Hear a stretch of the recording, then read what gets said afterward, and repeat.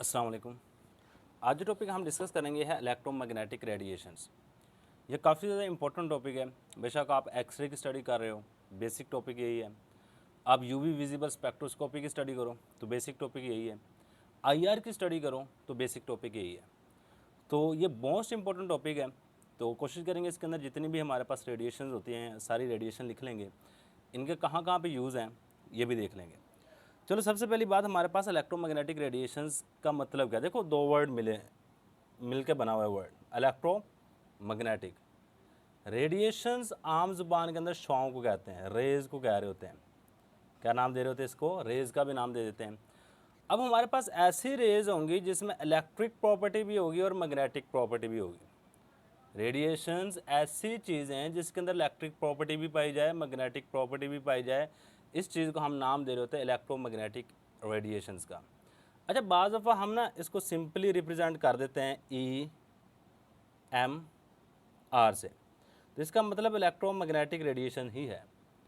आपने ना बाज़ दफ़ा इस तरह की कोई डायग्राम बनी देखी होगी जिसमें आपका कहते हैं ये हमारे पास वे ऑफ प्रोपोगेशन है किसका, इलेक्ट्रोमैग्नेटिक रेडिएशन का। इसमें इलेक्ट्रिक फील्ड अगर इस तरह है तो मैग्नेटिक फील्ड इलेक्ट्रिक फील्ड के परपेंडिकुलर होती है। इलेक्ट्रिक फील्ड और मैग्नेटिक फील्ड एक दूसरे के क्या होती हैं, परपेंडिकुलर होती हैं। मतलब ये दोनों एक दूसरे के 90 डिग्री के एंगल पर मौजूद हैं। क्या हैं, एक दूसरे के बिल्कुल 90 डिग्री के एंगल पर मौजूद है। मतलब अगर इलेक्ट्रिक फील्ड इस तरह प्रोपोगेट कर रही है यानी कि इस तरह मूव कर रही है तो मैग्नेटिक फील्ड आपकी इस तरह मूव कर रही होगी बिल्कुल 90 डिग्री के एंगल के ऊपर। सही है, इस चीज़ का हम नाम दे रहे थे इलेक्ट्रोमैग्नेटिक रेडिएशन का। अच्छा, इलेक्ट्रोमैग्नेटिक रेडिएशन अगर देखी जाए तो हमारे पास 7 तरह की होती हैं। कितनी टाइप है हमारे पास इलेक्ट्रोमैग्नेटिक रेडिएशन की, there are 7 types, 7 types of electromagnetic radiation EMR। Electromagnetic radiation की 7 किस्में हैं। वो 7 किस्में कौन कौन सी हैं, इनके यूजेज कहाँ कहाँ पे हैं, इनमें से कुछ एक कि मैं वेवलेंथ याद करवाऊंगा बच्चे। ये वेवलेंथ लाजमन याद कर लीजिएगा। ये आपको इंशाल्लाह ताला आपके बेशक MSc हो या FSc हो, यहाँ पे आपको लाजमी काम आ रही होती है। चलो सबसे टॉप के ऊपर मैं इस तरह कुछ अरेंजमेंट करूँगा। सबसे पहले नाम लिख लेते हैं। सबसे पहले जो हमारे पास रेडिएशन आ रही थी वो थी कॉस्मिक रेज, कॉस्मिक रेज। इसके बाद सेकंड नंबर पर हमारे पास जो आती है वो है एक्स रेज। ये काफ़ी ज़्यादा इंपॉर्टेंट है, जो हम उमूमन यूजली केमिस्ट्री के अंदर डिस्कस भी कर रहे होते हैं।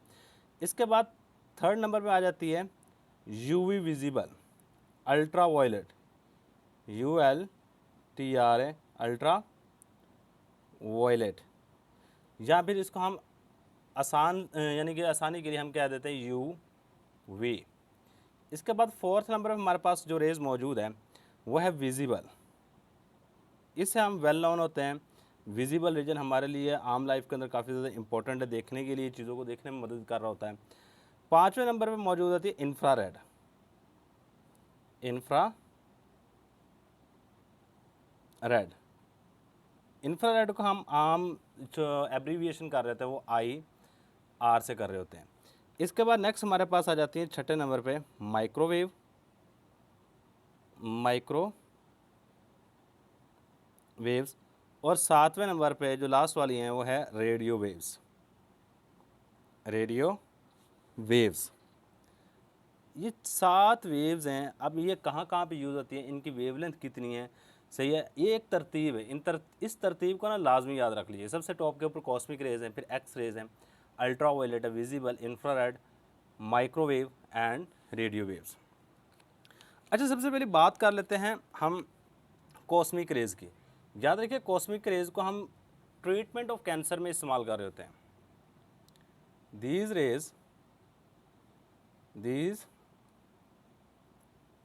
rays are used in treatment of cancer,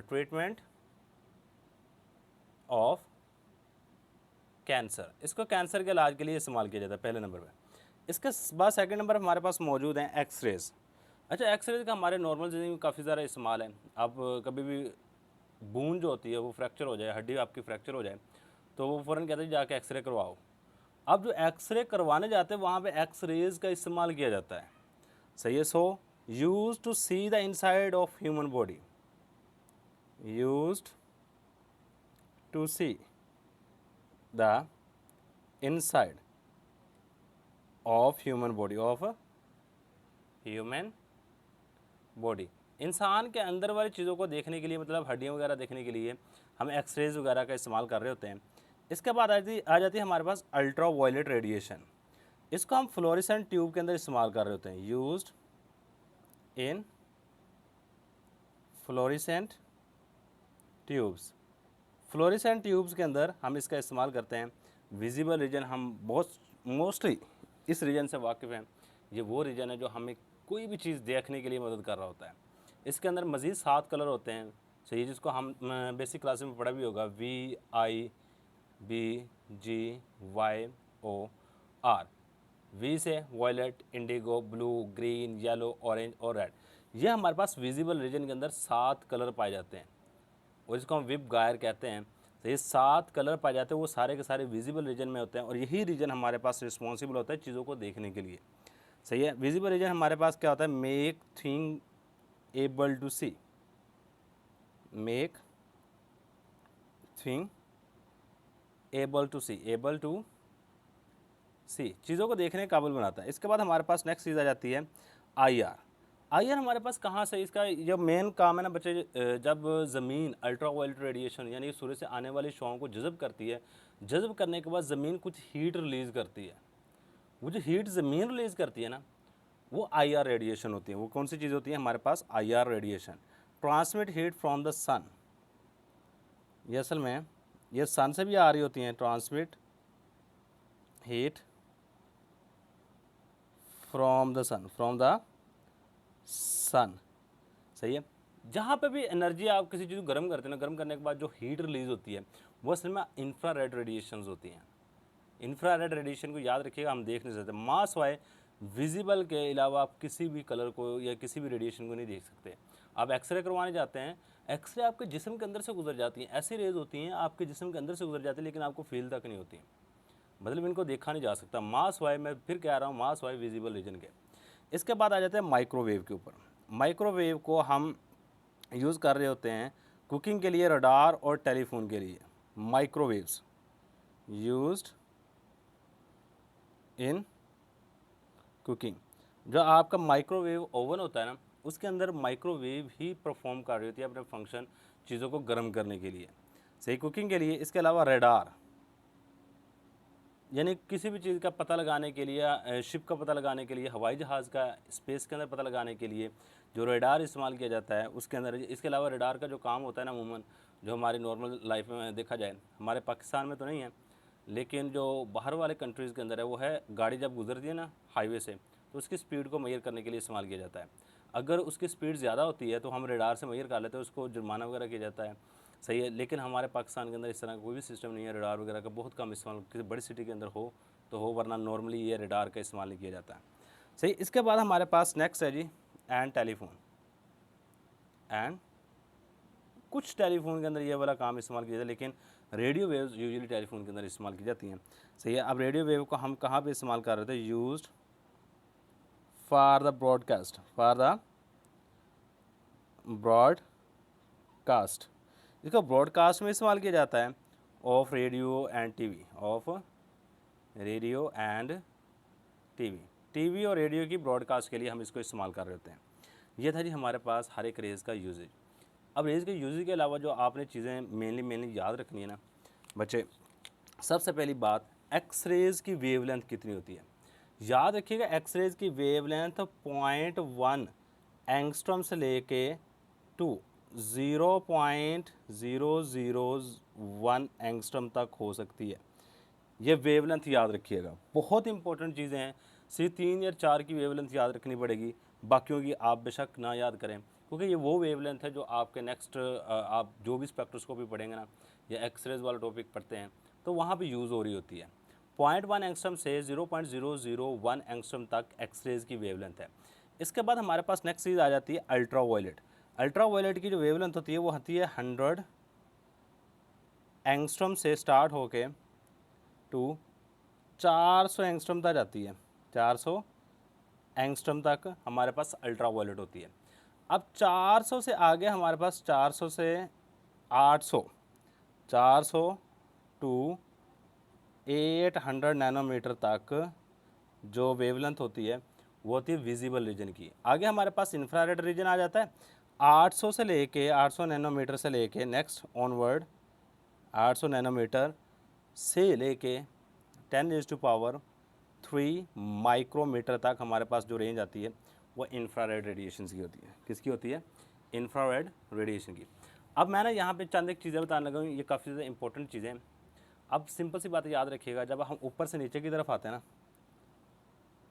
top to bottom यानी कॉस्मिक रे से रेडियो वेव की तरफ आ रहे होते हैं, तो लैम्डा की वैल्यू कम हो जाती है।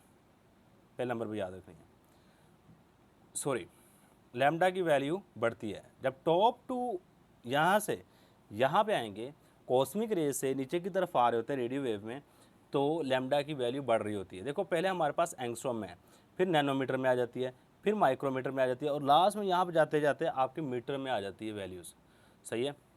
इसके अलावा हमारे पास जब टॉप टू बॉटम हम मूव करते हैं तो एनर्जी कम हो जाती है। याद रखिएगा, एनर्जी क्या हो जाती है? कम हो जाती है। ये दो चीज़ें मोस्ट इंपॉर्टेंट है।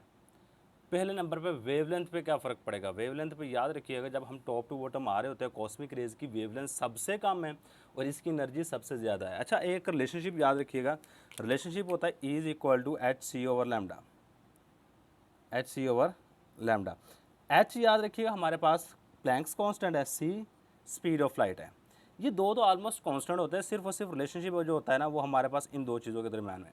एनर्जी और वेवलेंथ एक दूसरे के इन्वर्सली प्रोपोर्शनल है। मतलब अगर एनर्जी ऊपर से नीचे की तरफ कम हो रही है तो वेवलेंथ क्या हो रही है? बढ़ रही है। एक दूसरे के बिल्कुल इन्वर्स रिलेशनशिप है। यानी कि हमारे पास कॉस्मिक रेज की वेवलेंथ सबसे छोटी है, इस वजह से इसकी एनर्जी सबसे ज़्यादा है। अगर कॉस्मिक रेज आपके जिस्म के ऊपर गिर जाए ना, आपके जिस्म को जला देंगी। कॉस्मिक रेज आपके जिस्म के ऊपर गिरती हैं तो आपके जिस्म को जला देती हैं, क्योंकि इनकी एनर्जी बहुत ज़्यादा होती है। एक्सरेज की एनर्जी भी बहुत ज़्यादा होती है, क्योंकि ये आपके जिस्म के अंदर से गुजर जाती हैं। सही है बच्चे, ये हमारे पास चंद एक चीज़ें हैं इलेक्ट्रोमैग्नेटिक रेडिएशन के मुतालिक, इनको अच्छी तरीके से याद रख लीजिएगा। यही हमारे पास आज के लेक्चर में, इसका स्क्रीनशॉट लाजमी ले लीजिएगा। अल्लाह हाफिज़।